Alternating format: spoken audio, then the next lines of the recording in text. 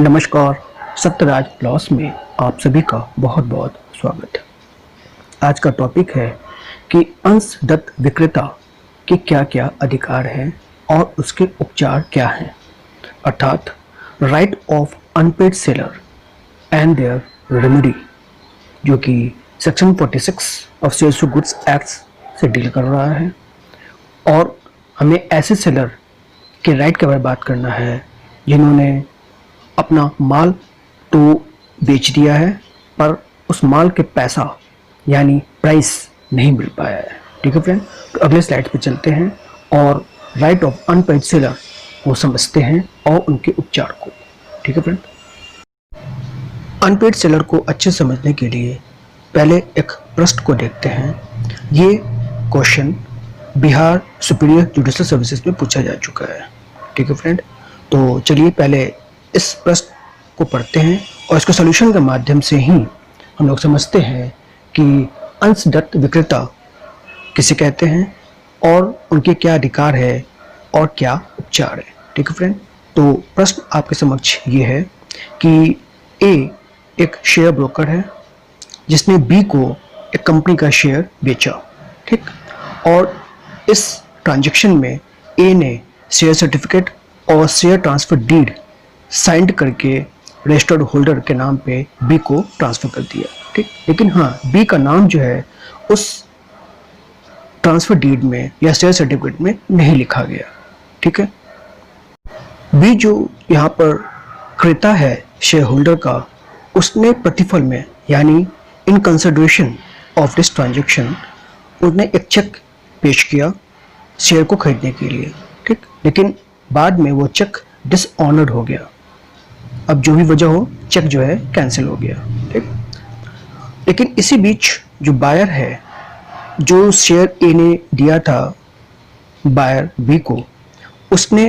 क्या किया कि वो शेयर को सी नामक व्यक्ति को ट्रांसफर कर दिया और साथ ही साथ शेयर ट्रांसफर डीड भी सी के नाम कर दिया। ठीक, अब ओरिजिनल सेलर जो ए है, जब उसको पेमेंट नहीं मिला तो उसने बी और सी पे मुकदमा कर दिया, claiming the return of share certificate and transfer deed and damage. तीन चीज डिमांड किया, एक शेयर सर्टिफिकेट, ट्रांसफर डीड और डैमेजेस, जो नुकसान हुआ है क्षतिपूर्ति की जाए। ठीक, अब सवाल ये है कि ओरिजिनल जो सेलर है यानी ए के पास क्या क्या उपचार है सेल्स ऑफ गुड्स एक्ट 1930 के अनुसार, ये हमें बताने हैं। तो अगले स्लाइड्स में इस प्रश्न के जवाब को तलाशते हैं और समझने का प्रयास करते हैं। अब दिए हुए प्रश्न को सॉल्व करने के लिए हमें कुछ सेक्शंस पे गौर करना पड़ेगा। तो सबसे पहले सेक्शन है सेक्शन 45 यानी अनपेड सेलर यानी अंशदत्त विक्रेता किसे कहेंगे। तो इसके वर्डिंग पे जाएं तो इसका मतलब ये होता है कि वो विक्रेता की बात की जाती है, ठीक है, जिसने वस्तु तो बेच दी है लेकिन पहले पॉइंट, न तो उसे पूरा मूल्य यानी प्राइस मिल पाया है, ना तो पेड हुआ है, ना ही टेंडर हो पाया है। दूसरा, अगर बिल ऑफ एक्सचेंज या अदर नेगोशिएशन इंस्ट्रूमेंट जैसे चेक है, प्रॉमिसरी नोट है, उसके माध्यम से भी अगर पेमेंट किया गया है तो कुछ कंडीशंस लगे होते हैं, तो वो कंडीशन फुलफिल नहीं हो पाया है और इसकी वजह से वो प्रॉमिसरी नोट या नेगोशिएशन इंस्ट्रूमेंट जो है वो डिसऑनर्ड हो गया है। यानी कि उस विक्रेता का सामान तो चला गया, माल तो चला गया, लेकिन उसके बदले में प्रतिफल यानी प्राइस ऑफ द गुड्स वो रिसीव नहीं हो पाया है और ऐसे विक्रेता को ही हम अंशदत्त विक्रेता कहते हैं। ठीक है, तो अगले स्लाइड में देखेंगे कि ऐसे अंशदत्त विक्रेता की क्या अधिकार है। अगला सेक्शन है सेक्शन 46 जो कि अनपेड सेलर्स राइट की बात करता है, यानी अंशदत्त विक्रेता के क्या अधिकार है। तो पहला जो क्लॉज है या सबसेक्शन वो देखिए कि जहां पर property in the goods, property in goods का मतलब है कि मालिकाना हक या टाइटल जो वस्तु या माल में होता है, तो टाइटल ऑफ द प्रॉपर्टी या गुड्स। ठीक है, प्रॉपर्टी हम यहाँ पर इसलिए जिक्र नहीं कर रहे हैं क्योंकि ये सेल्स ऑफ गुड्स एक्ट है, न कि प्रॉपर्टी एक्ट है। ठीक है, इसलिए गुड्स हमें देखना पड़ेगा। गुड्स को हिंदी में कहते हैं माल। तो जहां पर प्रॉपर्टी यानी ओनरशिप उस माल में अगर पास हो गया है, बायर के पास चला गया है, ठीक है, तो जो अनपेड सेलर है जिसको पैसा नहीं मिल पाया है, ठीक है, तो by the application of law उनके पास 3 अधिकार है। पहला, lien on the goods for the price while he is in position of them. Lien का मतलब यहाँ पर ये है कि जो धारणाधिकार, यानी कि उस गुड्स को अपने पास रिटेन कर सकता है जब तक कि बायर उसका मूल्य चुका न दे, ठीक है। दूसरा है कि in the case of insolvency, मान लीजिए बायर जो है दिवालिया घोषित हो जाता है, तो फिर सेलर के पास ये अधिकार है कि वो right of stopping the goods in transit, अगर वो गुड्स रास्ते में है तो वो गुड्स को रुकवा सकता है और बायर को डिलीवर करने से मना कर सकता है। और तीसरा ऐसा अंशदत्त विक्रेता का अधिकार है कि राइट ऑफ रीसेल, यानी प्रॉपर्टी इसके पास है, यानी गुड्स इनके पास है, पैसा नहीं मिला है और जो बायर है, जो क्रेता है, इस पोजीशन में नहीं है कि पैसा दे सके, तो वो उस वस्तु को, उस माल को किसी और व्यक्ति को बेचने का अधिकार उस ऐसे विक्रेता के पास होता है, ठीक। दूसरा सबसेक्शन ये कहता है कि जहां पर प्रॉपर्टी जो है in the goods has not been passed to the buyer, buyer के पास नहीं गया है, तो ऐसे में अनपेड सेलर के पास जो अबव 3 राइट वो तो है ही है, साथ में एक और है कि वो जो डिलीवरी है ऑफ द गुड्स उसको वो रोकने का अधिकार उसके पास है, right of withholding delivery of the goods along with above 3 जो 3 राइट है वो, यानी चौथा राइट एक और आ जाता है अगर प्रॉपर्टी इन गुड्स अभी सेलर के पास है तो, ठीक है, और सेलर से चला गया है बायर के पास तो फिर 3 ही राइट है, राइट ऑफ लियन, ठीक है, right of stopping the goods in transit, और तीसरा है राइट ऑफ रीसेल, ठीक। ये अब रेमेडी क्या है ऐसे अंशदत्त विक्रेता के पास, तो अधिकार तो मैंने देख लिया, ठीक है। इस अधिकार का प्रयोग करने के लिए सेक्शन 55 का इस्तेमाल करना पड़ेगा जो कि सूट फॉर प्राइस कहलाता है, ठीक है। ये सेक्शन 55 सबसेक्शन 1 ये कहता है कि जहां पर ऐसा कॉन्ट्रैक्ट ऑफ सेल हुआ है जहां पर प्रॉपर्टी इन द गुड्स, जो मालकाना हक है गुड्स में, वो तो बायर के पास चला गया है, लेकिन बायर उस माल की प्राइस को, यानी प्राइस ऑफ द गुड्स देने में या तो आनाकानी कर रहा है या रिफ्यूज कर रहा है, ठीक है, और सेलर को नहीं दे पा रहा है, तो ऐसे कंडीशन में सेलर के पास एक ही राइट है कि वो एक सूट फाइल करे, वाद लाए, जिसका नाम है suit for price of the goods, ठीक है, और न्यायालय के माध्यम से उस वस्तु को, पैसे को प्राप्त कर सकता है, ठीक। अगला सेक्शन इंपॉर्टेंट है, सेक्शन 30, जो ये कहता है कि विक्रय के पश्चात क्रेता या विक्रेता का माल पर कब्जा होना, जहाँ पर वर्डिंग ये है कि जहाँ कोई ऐसा व्यक्ति या तो कोई माल खरीदता है या सहमत होता है खरीदने के लिए, ठीक है, with the consent of the seller, और उसके बाद उस पर काबिज होता है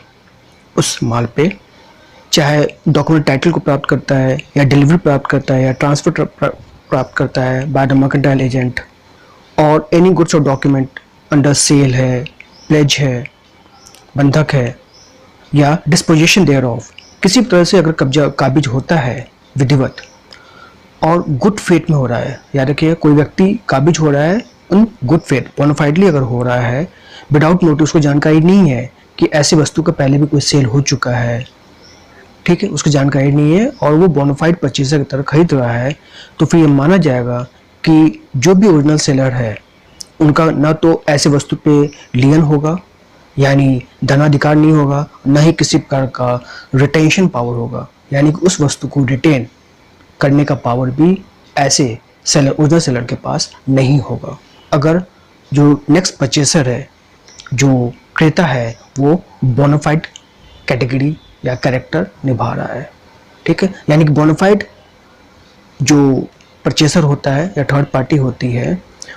उसके राइट को वायलेट नहीं किया जाएगा और न ही उसे हैरेस किया जाएगा, अगर उसे जानकारी नहीं थी कि जिस वस्तु को खरीद रहा है उसकी पहले भी एक बार ट्रांजैक्शन या विक्रय हो चुका है। अब दिए गए समस्या यानी क्वेश्चन पे आते हैं और उसे सॉल्व करने का स्टेप बाय स्टेप प्रयास करते हैं। तो देखिए फ्रेंड, इसमें पहले क्या था कि क्वेश्चन में लिखा हुआ था कि ए जो शेयर ब्रोकर है उसने किसी कंपनी का शेयर बी को बेचा, ठीक। बी जो है इन कंसिडरेशन यानी प्रतिफल के देयर ऑफ उसने एक चेक काटी शेयर के पेमेंट के लिए, और अनफॉर्चुनेटली दुर्भाग्यवश वो चेक डिसऑनर्ड हो गया। इस वजह से अगर डिसऑनर्ड हो जाता है तो यहाँ पर ए माना जाएगा अनपेड सेलर यानी अंशदत्त विक्रेता अंडर सेक्शन 45 सबसेक्शन 1, ठीक है, 1 एंड सेकेंड, ठीक। और उनके पास एक राइट होगा, right to resale of a company shares under section 46C, ठीक है। सेकेंड फैक्ट ये बताता है कि जो बायर है, क्रेता है, उसने इन द मीन टाइम, मतलब जब ए ने ट्रांसफ़र कर दिया शेयर सर्टिफिकेट, तो बी ने उस शेयर को सी के नाम ट्रांसफ़र कर दिया, ठीक है, और शेयर सर्टिफिकेट ट्रांसफ़र कर दिया। और क्यों? क्योंकि बी के पास एब्सोल्यूट राइट था और आफ्टर सेल, और इसलिए अब अपने अधिकार का इस्तेमाल करते हुए अपना सर्टिफिकेट उसने सी को बेच दिया, ठीक है। तो ऐसा भी कर सकता है, नो प्रॉब्लम, ठीक। अब आइए थर्ड फैक्ट पे। थर्ड फैक्ट ये है कि जब ओरिजिनल सेलर को अपने बेचे हुए शेयर का दाम नहीं मिलता है तो उसने बी और सी पे मुकदमा कर दिया और 3 चीज़ डिमांड की। पहला शेयर सर्टिफिकेट, दूसरा ट्रांसफर डीड और तीसरा डैमेजेस, ठीक है। तो इसका मैं आपको बता दें कि जो सेक्शन अब तक हम लोगों ने देखा है उसके अंतर्गत ए के पास, क्योंकि ए जो अनपेड सेलर है, अंशदत्त विक्रेता है, तो इसलिए उसका अधिकार है कि वो सूट फॉर प्राइस यानी एक वाद लाए मूल्य प्राप्त करने के लिए जो शेयर उसने बेचे हैं, जो कि सेक्शन 55(1) में दिया हुआ है, ठीक है। और वो सक्सीड हो सकता है अगेंस्ट बी के खिलाफ ही, लेकिन जहाँ तक सी है जो बोनाफाइड परचेसर है, थर्ड पार्टी है, उसके खिलाफ जो सूट ए लेकर के आया है वो सक्सेस नहीं हो पाएगा, क्योंकि सी को जो है सेक्शन 30 सबसेक्शन 2 का प्रोटेक्शन मिल जाएगा, क्योंकि ये जो बोनाफाइड परचेसर और उसे जानकारी नहीं थी कि ऐसा शेयर का पहले ही बिक्री हो चुकी है, ठीक है। इसलिए और वो बोनाफाइड समझते हुए ही बी से शेयर खरीदा है, इसलिए बी का रिटेंशन तो बना रहेगा, ठीक। अभी कोर्ट डिसाइड करेगी कि किस पे इसका क्या रियल रेमेडी मिलेगा, लेकिन फिलहाल अभी इतना ही है कि ए का जो राइट है वो सिर्फ बी के खिलाफ जाएगा, सूट फॉर प्राइस, ठीक है। हाँ, सी जो है एक प्रॉपर पार्टी है, उसको भी सुनी जाएगी, लेकिन उससे शेयर अभी छीनने का या उसके अधिकार को अभी जो है इनक्रॉच नहीं किया जाएगा जब तक कि ये डिसाइड ना हो जाए कि हाँ, क्योंकि सी ने पैसे दिए हुए हैं, तो हो सकता है कि फाइनली जो सी ने जो बी को पैसा दिया है वो पैसे बी से लेकर के ए को दिला दिया जाए, ठीक, जैसा भी हो। लेकिन फिलहाल अभी प्रेजेंट स्टेटस ये है कि ए का सूट सिर्फ बी के खिलाफ आएगा सेक्शन 55(1) के अंतर्गत, लेकिन सी के खिलाफ नहीं आएगा, क्योंकि सी का प्रोटेक्शन मिला हुआ है सेक्शन 30 सबसेक्शन 2 में due to a bona fide purchase, ठीक है friend, that's it. Thanks for watching this video. अगले वीडियो पे नए प्रश्न के साथ, नए केस लॉ प्रोविजन के साथ आपसे फिर मुलाकात होगी। तब तक के लिए जय हिंद, वंदे मातरम।